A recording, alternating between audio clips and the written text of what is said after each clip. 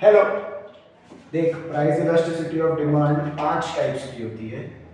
वो 5 टाइप्स की price elasticity of demand के अंदर तेरे को पहला आता है perfectly elastic. Perfectly elastic demand. Perfectly elastic demand के अंदर क्या होता है कि स्लाइट चेंज इन प्राइस, एकदम छोटू सा चेंज होएगा प्राइस में, फिर भी there is an infinite change in demand. For example, तू सेल में गई है, सेल के अंदर जारा की शोरूम में गई और जारा के शोरूम ने एक बैग का प्राइस 2.5 लाख रुपए का था, सिर्फ 5 रुपए का डिस्काउंट दिया। कितना स्लाइट चेंज है, पर लड़कियां पागल हो गई, बावली हो गई, तेरे जैसे एकदम बेवकूफ, सब पागल हो गई और एक साथ पड़ा-पड़ी करने लगी। तो डिमांड जहां पहले उनकी बहुत कम बैग्स बिक रही थी, अब से 5 रुपए का डिस्काउंट दिया, कितना माइन्यूट सा, पर लोग पागल हो गए, लड़कियां पागल हो गई, एकदम भीड़ लग गई उनके शोरूम के बाद। This is called as perfectly elastic demand. Perfectly elastic demand में क्या याद रखना है, स्लाइट चेंज इन प्राइस और इसके वजह से इनफाइनाइट चेंज इन डिमांड होता है। अब है ना इसका ग्राफ क्या करने का। ये तेरा पहला पॉइंट होएगा। सेकेंड पॉइंट तेरे को लिखना पड़ेगा इसके अंदर कि भाई elasticity of demand is equal to what, infinity. Infinity क्यों? क्योंकि प्राइस में छोटा सा चेंज हो रहा है पर डिमांड में इनफाइनाइट चेंज हो रहा है। नेक्स्ट तेरे को थर्ड पॉइंट लिखना पड़ेगा इसका फॉर्मूला। तो elasticity of demand is equal to percentage change in quantity demanded upon percentage change in price. इतना लिखना पड़ेगा। चौथे पॉइंट में तेरे को ग्राफ बता रहा है, वो बनाना पड़ेगा। पहले एकदम अच्छे से प्रॉपर स्केल पेंसिल से तू बॉक्स बनाएगी। उसके बाद यहां पर ये तेरा y एक्सिस होगा, ये तेरा x एक्सिस होगा,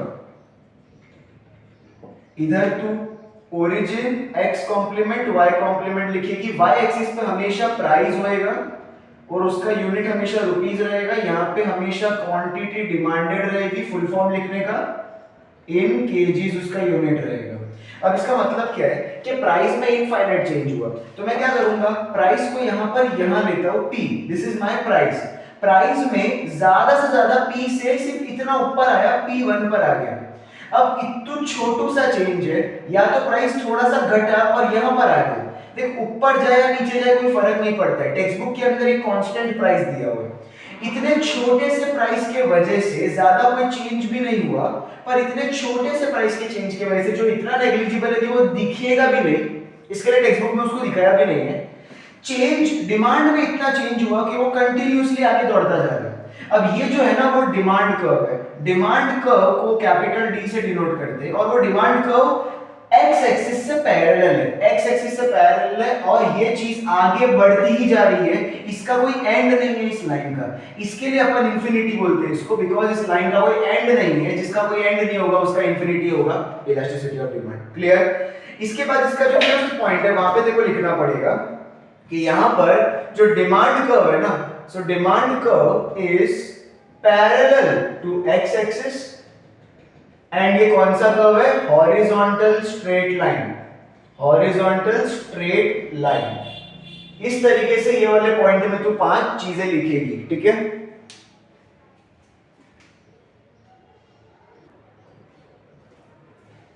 फिर से अब आता है second, perfectly inelastic demand. Perfectly inelastic demand क्या होता है, तो ध्यान से देख। इनइलास्टिक वर्ड का मतलब क्या होता है, पहले तो इलास्टिक एंड इनइलास्टिक का मतलब समझ ले। इलास्टिक एंड इनइलास्टिक में बेसिक फर्क होता है। इलास्टिक का मतलब होता है लग्जरी, इनइलास्टिक का मतलब होता है नेसेसिटी। इसका मतलब होता है नेसेसिटी, मतलब अगर तू लग्जरी कार्स की डिमांड करेगी, मर्सिडीज की डिमांड करेगी, तो of course it will be elastic demand. But अगर तू अपने लिए रोटी की डिमांड करेगी तो उसकी डिमांड इनइलास्टिक होगी। सॉल्ट की डिमांड करेगी, उसकी डिमांड इनइलास्टिक होगी। वाटर, एयर, ये सब इनइलास्टिक होते हैं। But bungalow, cars, gold chain, ये सब चीजों की डिमांड क्या होगी, इलास्टिक होगी। समझा? चलो, तो सेकंड आता है अपन परफेक्टली इनइलास्टिक डिमांड कर रहे हैं। इसका मतलब क्या होता है? इसका मतलब है प्राइस के अंदर चाहे जितने बढ़ोतरी हो जाए, चाहे जितना घट जाए, प्राइस में बहुत चेंज होने दे, कोई फर्क नहीं पड़ेगा। मेरे को जितनी डिमांड है उतना मैं पीऊंगा, खाऊंगा, उतनी चीज उसको मांगूंगा, डिमांड करूंगा। मतलब क्या? एक बात बता, अगर पानी है, पानी का प्राइस 5 रुपए का 1 लीटर है, अगर वो अचानक 50 रुपया लीटर हो गया तो भी मुझे दिन में 3 लीटर चाहिए, मतलब चाहिए ना, अदरवाइज मैं जिंदा नहीं रहूंगा। अगर पानी का प्राइस घट के 0 हो जाए या 1 रुपया लीटर हो जाए तभी भी मेरी डिमांड कोई बहुत तो बढ़ने वाली नहीं है, मेरे बॉडी में 3 लीटर जाता है तो मैं 3 ही लीटर पी पाऊंगा। इसका मतलब होता है कि यहां पर प्राइस में कितना भी बढ़ाव हो जाए या कितना भी घटाव हो जाए, मुझे जितनी की डिमांड है, जितना मेरी बॉडी को कंजम्पशन कर पाऊंगा या जितना वो चीज को कंज्यूम में कर पाऊंगा, उतना डिमांड मैं करूंगा ही करूंगा, irrespective of changes in price. समझ में आया? सो यहां पर प्राइस में मोटा चेंज, प्राइस में मोटा चेंज, डिमांड में नो चेंज। सो प्राइस में बहुत चेंज होता है, बड़े बड़े चेंजेस होते हैं, पर डिमांड में कोई चेंज ही नहीं होता। ठीक है, तो इसका सेकंड पॉइंट क्या होएगा? Elasticity of demand is equal to 0। 0 क्यों? क्योंकि इसके डिमांड में कोई ज्यादा फर्क पड़ता ही नहीं है, इसके लिए इसका इलास्टिसिटी हमेशा क्या होता है? Equal to 0। Third point, elasticity of demand का फार्मूला लिखना है percentage change in quantity demanded upon percentage change in price.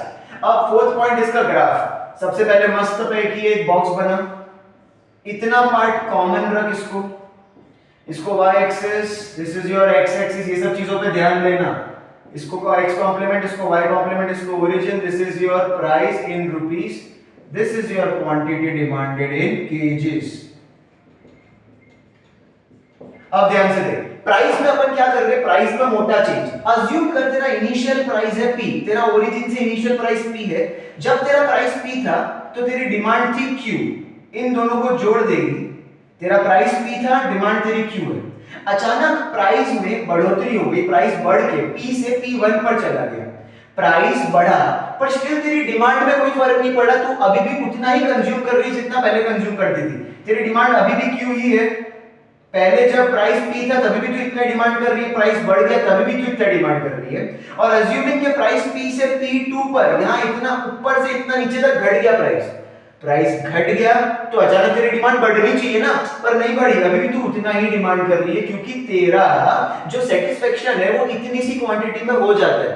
तो प्राइस के बढ़ने और घटने से तू ना डिमांड को बढ़ाएगी ना डिमांड को घटाएगी, तो there is no change in quantity demanded, तो हमेशा इतना ही डिमांड कर रही है हर जगह पे।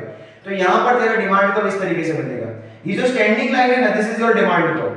अब ये जो डिमांड कर्व है वो पिछले वाले से उल्टा है, वो x एक्सिस से पैरेलल था, ये जो डिमांड कर्व है वो किससे पैरेलल है? y एक्सिस से। तेरा फिफ्थ पॉइंट होएगा कि जो डिमांड कर्व है, demand curve is parallel to y axis, and यहां पर वो हॉरिजॉन्टल स्ट्रेट लाइन था ना पीछे की जगह पे, यहां पर क्या आएगा? Vertical straight line, vertical straight line.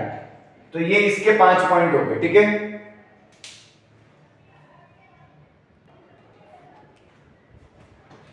चल अब तेरा थर्ड टाइप आता है unitary elastic demand. Unitary elastic demand, अब ना इसका मतलब क्या होता है? देख, सिंपल भाषा में इसका मतलब है कि जितना प्राइस में चेंज उतने का उतना सेम डिमांड में चेंज। तो इसको कैसे याद रख लेगा? जितना चेंज प्राइस हुआ उतने से डिमांड हुआ। क्या बोला मैंने? जितना चेंज प्राइस हुआ उतने से डिमांड हुआ। फॉर एग्जाम्पल, अगर मैं देखो बोलूं कि प्राइस में 10% बढ़ोतरी हुई है ना, मेरे को मालूम है जब प्राइस बढ़ता है तो डिमांड क्या होती है? घटती है। प्राइस अगर 10% से बढ़ रहा है तो मेरा डिमांड घटेगा जरूर, पर कितने टके से? 10% से ही होगी। अब अगर मेरा प्राइस 20% से बढ़ रहा है तो मेरा डिमांड घटेगा, वो तो रिलेशनशिप इनवर्स ही रहेगा, और 20% से बढ़ रहा है तो ये भी 20% से घटेगा। मतलब इक्विवेलेंट चेंज होता है उसके अंदर परसेंटेज के हिसाब से। समझ में आया? तो तेरा पहला पॉइंट ये होएगा। सेकंड पॉइंट होएगा इसका elasticity is always equal to 1। अब ये इक्वल टू 1 क्यों होता है वो बता रहा हूं। थर्ड पॉइंट में अपन क्या लिखते हैं? Formula percentage change in quantity demanded upon percentage change in price. Now ध्यान से देख, अगर मेरे क्वांटिटी डिमांडेड, मेरी डिमांड के अंदर 20% चेंज है और मेरे प्राइस के अंदर भी 20% चेंज है, तो ऑटोमेटिकली कटोगे, आंसर क्या आएगा? 1। इसके लिए my elasticity is always equal to 1 here. समझ में आया? तो इसको तू एग्जांपल के तौर पे ऐसे लिख भी सकती है, अगर नहीं लिखेगी तो भी इट्स ओके, से फॉर्मूला लिख के छोड़ दे। अब तेरा फोर्थ पॉइंट आता है ग्राफ बनाना। चल ग्राफ थोड़ा अच्छे से बनाते हैं। स्केल पेंसिल से बनाना तू। यहां पर this will be your y axis, sorry x axis, ये तेरा हो गया है y एक्सिस, ये x कॉम्प्लीमेंट, y कॉम्प्लीमेंट, ये ओरिजिन, ये प्राइस इन रुपीस, थोड़ा फास्ट फॉरवर्ड कर देना तू, डिमांडेड इन केजीज। चल ठीक है, अब देख यहां पे देखो क्या करना है, तू कोई भी एक केस ले, तू फर्स्ट वाला ले, सेकंड वाला ले ले, अपन ने यहाँ पे एग्जांपल सेकंड वाले का लिया तो अपन वही ले लेगा, ठीक है। अब मैं क्या बोल रहा हूँ, प्राइस तेरा 20% से बढ़ रहा है, अपन अज्यूम करते हैं तेरा इनिशियल प्राइस P था, मतलब तेरा प्राइस O से 0 से P था, ओरिजिन से P तक तेरा इनिशियल प्राइस है, पहला प्राइस है। जब तेरा प्राइस P था मतलब कम था, इसको अपन कम प्राइस बोलेंगे, ठीक है। जब प्राइस कम था तो मैं डिमांड ज्यादा करूंगा, तो यहां से देख ओरिजिन से इतना सारा डिमांड कर रहा हूं। जब तेरा प्राइस कम था, डिमांड तेरा इतना ज्यादा था, अचानक तेरे प्राइस में 20% इंक्रीज हो गया, इसके लिए अपवर्ड साइन दिया है, 20% इंक्रीज हुआ, प्राइस 20% से इंक्रीज हो रहा है, P से P1 पर आ गया, बरोबर। जब प्राइस 20% से इंक्रीज हो रहा है तो तेरा डिमांड ऑफ कोर्स क्या होगा, डिक्रीज। तो मैं इतना पहले डिमांड कर रहा था, अब मेरी डिमांड घट के अंदर की तरफ आ जाएगी, Q1 बढ़ेगी तो बाहर जाएगी, घटेगी तो अंदर की तरफ आएगी। तो मेरा नया प्राइस और डिमांड क्या बनेगा, यहाँ पर तेरा पहला पॉइंट होगा, यहाँ पे इसको मैं A दे दूंगा, दूसरा पॉइंट होगा यहाँ पे इसको मैं B दे दूंगा, इसको जोड़ेंगे तो ये क्या होगा, अपवर्ड स्लोपिंग कर्व मिलेगा कि नहीं। पहले तेरा नीचे था फिर तेरा ऊपर था, इसको अपवर्ड स्लोपिंग डिमांड कर्व बोलते हैं, तो इसको D से शो करूंगा मैं। तो यहाँ पर अगर तू ध्यान देगी, तेरा प्राइस 20% से बढ़ रहा है और तेरी डिमांड कितने से घट रही है, 20% से, तो यहाँ पे इक्विवेलेंट बताना है, ये वाला बॉक्स और ये वाला बॉक्स एग्जैक्टली इक्वल लगना चाहिए, तब जाके तेरा परसेंटेज इक्वल है वो शो होगा। समझ में आया। यहां पे तेरा फिफ्थ पॉइंट होएगा, ये तेरा एक रेक्टेंगुलर हाइपरबोला बनाता है। सो रेक्टेंगुलर हाइपरबोला, ये तेरा जो डिमांड कर्व है ना, वो उसका शेप है रेक्टेंगुलर हाइपरबोला, तो इसको तो एज अ फिफ्थ पॉइंट लिखेगी। हर किसी पॉइंट के अंदर 5-5 पॉइंट ऐसे लिखने हैं, clear.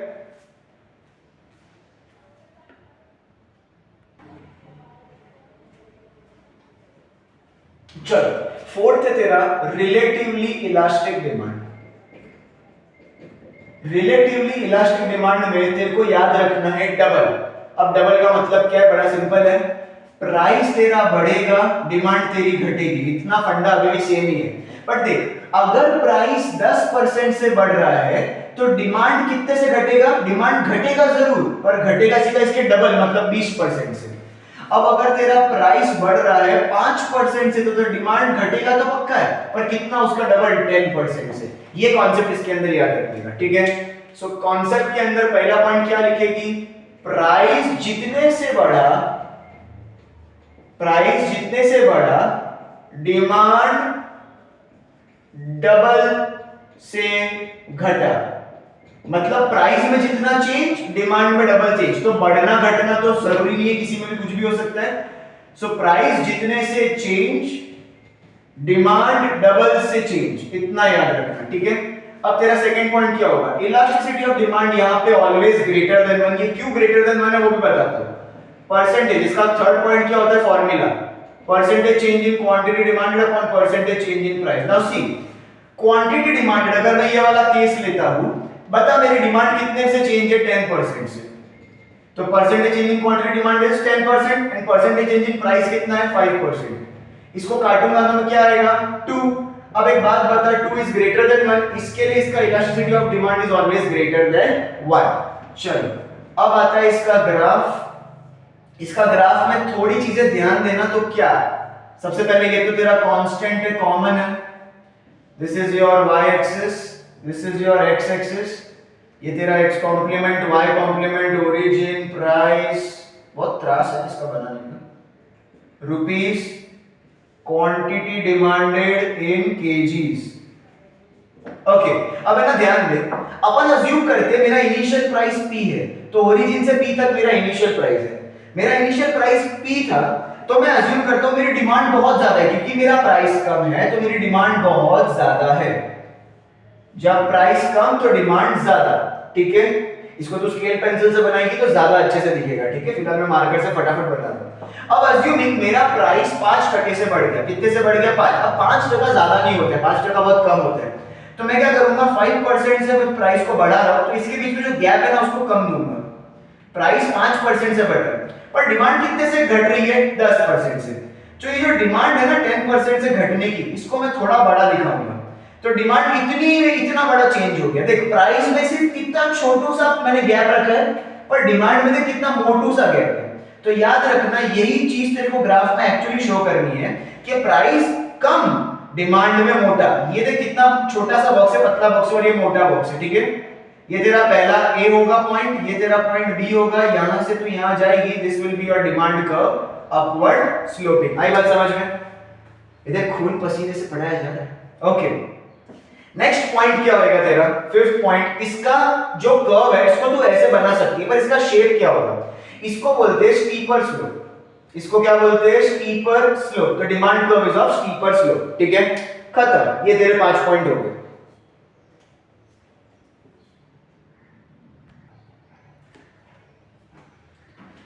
Now the last and the final type is relatively inelastic demand. Relatively inelastic demand. अब इसका मतलब क्या होता है? देख, इसका मतलब सीधा का सीधा उसका उल्टा। जो पहले अपन ने सीखा, अपन ने क्या सीखा था रिलेटिवली इलास्टिक में? डबल। तो रिलेटिवली इनइलास्टिक में सीधा अपन सीखेंगे हाफ। हाफ का मतलब क्या है? अगर प्राइस के अंदर बढ़ोतरी हो रही है 20% से, सो डिमांड घटेगा।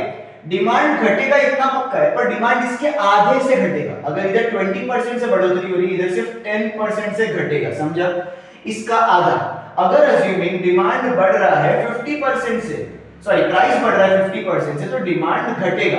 घटना जरूरी है, वो इनवर्स रिलेशनशिप में कोई प्रॉब्लम नहीं है। इधर 50% है, तो यहाँ पे कितना आएगा? सिर्फ उसका आधा, मतलब 25%। तो यहाँ पे पहला पॉइंट क्या बनेगा?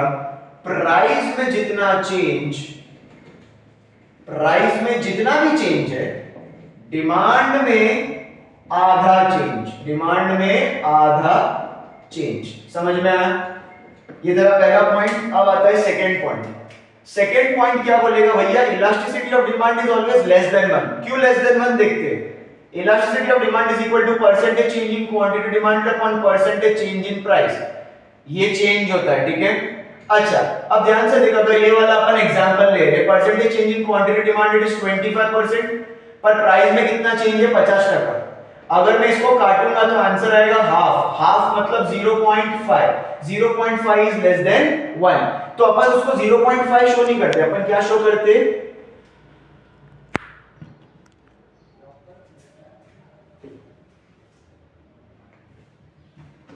थोड़ा हिल गया था एंगल, ध्यान से देख।